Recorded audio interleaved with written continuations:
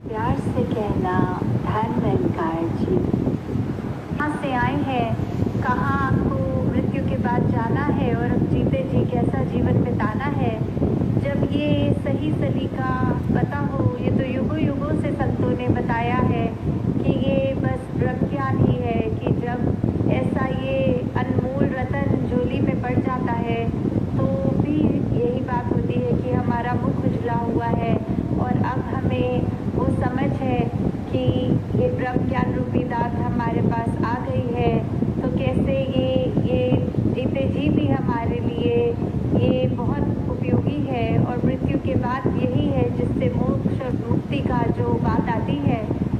तो दातार सभी पे कृपा करे कि ऐसे ही सेवा सुमिरन सत्संग करते हुए अपना जो इस प्रभु परमात्मा निरंकार पे एतबार है ये एहसास करते हुए जीवन जब बिताएंगे तो हम ऐसे कोई अपने आप को स्थिति में नहीं डालेंगे जिसको हम बाद में सोच के ये कहें कि हमने ऐसा उस पल में कर दिया तो ये हमारा ही नुकसान हुआ है।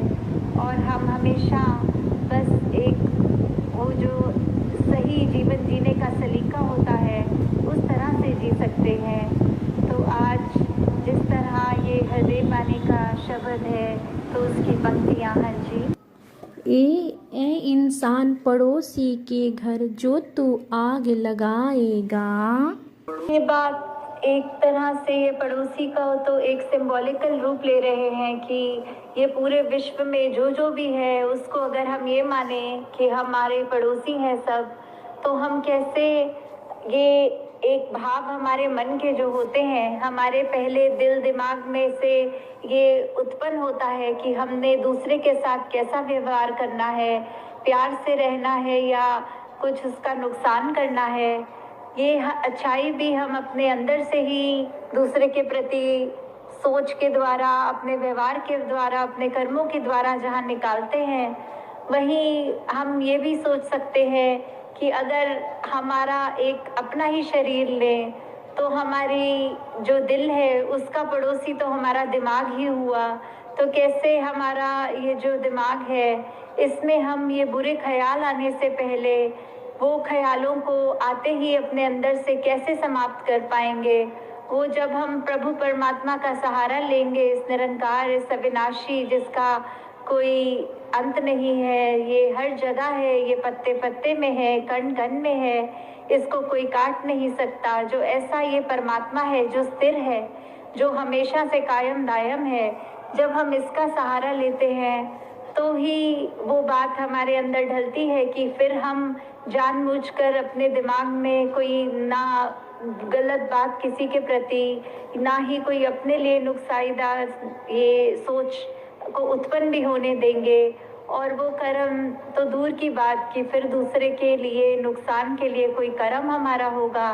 जैसे इस बात में ये आ रहा है कि कैसे हम अगर कोशिश करेंगे कि अपने पड़ोसी को का घर जला दें तो फिर वो बात कि हमने पहले वो सोच अपने अंदर आई। अगर कोई जलता हुआ कोयला है कि हमारा दिल कर रहा है हम उसको अपने हाथ से उठा के किसी दूसरे की तरफ मारें ताकि वो जल जाए, तो जैसे ही हम उस गर्म कोयले को पकड़ेंगे तो पहला नुकसान हमारे हाथ का उसने ही जलना है, दूसरे के ऊपर तो वो कोयला बाद में गिरेगा।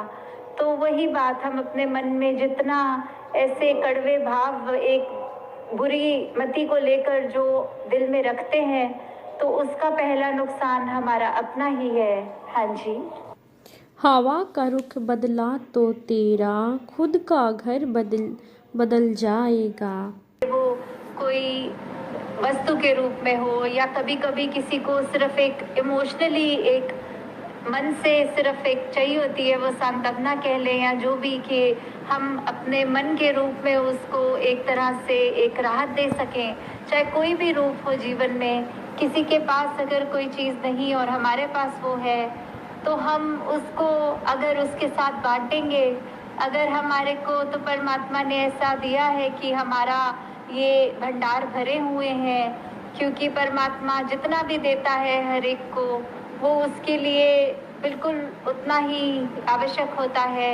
ये इसी में ही भक्तों ने शुरू से ही अभी तक भी ये शुक्राना किया है कि दातार तूने जो दिया बहुत अच्छा दिया, जो जीवन मेरे लिए बनाया वो बहुत सुंदर बनाया, उसमें फिर अगर चाहे जो एक आनंद हमें मिलेगा वो हमारा जीवन में जो हमको खुशी देगा वो हमें कोई वस्तु नहीं दे सकेगी। वो अपने चरित्र को जैसे जैसे हम निखारेंगे वो हमको एक सेटिस्फैक्शन तभी मिलेगी। हाँ जी। काम तेरा खुद बन जाएगा, काम तू उसके आया कर। किसी के जीवन में हम अगर कोई उसको चाहे मदद रूप कहें, वैसे संत तो सिर्फ सेवा रूप ही करते हैं, वो एक अहंकार का भाव लेके मदद तो करते नहीं।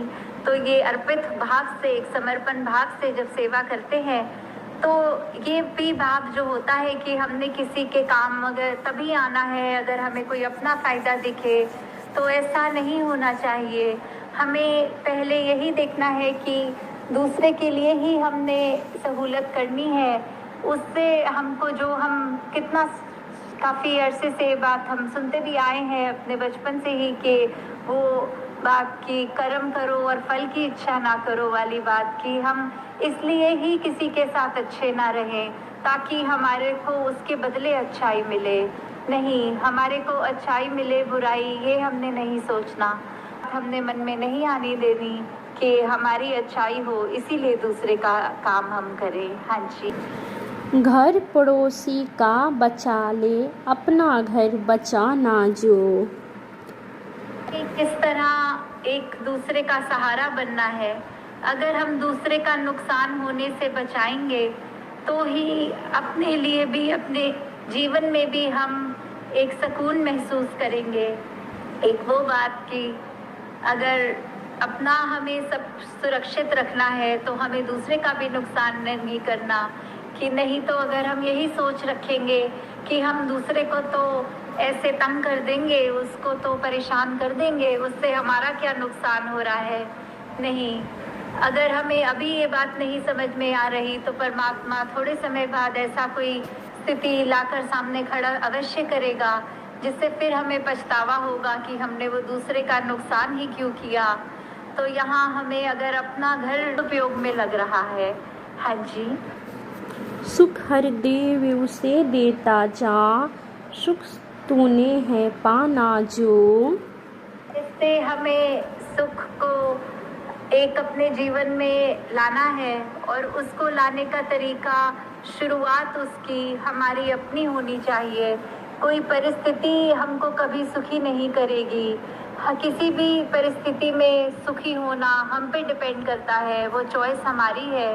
अगर आधा ग्लास पानी एक व्यक्ति के पास है और दूसरे का एक नाशुक्रा हो सकता है बोल के कि ये काफ़ी नहीं है, मुझे तो पूरा पीना था और परमात्मा ने सिर्फ आधा ग्लास ही दिया, और कहाँ दूसरा व्यक्ति उसी आधे ग्लास में कह रहा है शुक्र है परमात्मा तूने इतना तो दिया, वरना मेरे होठ तो बिल्कुल पानी की एक बूंद को भी तरस रहे थे।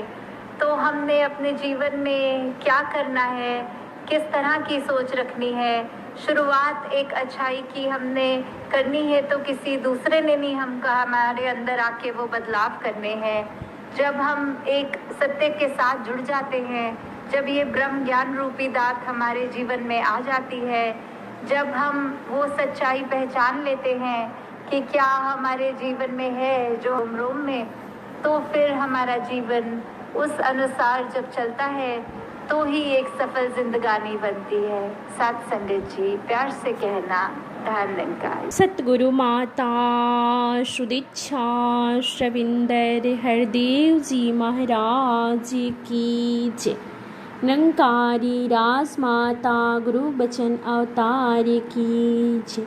सासंग जी प्यार से कहना धन्यकार जी। सासंग जी आज हरदेव वाणी की पंक्ति माता जी ने अपने विचारों में रख ली थी। सासंग जी आप जी जरूर सुनिएगा। महापुरुषों सासंग जी प्यार से कहना धन्यकार जी।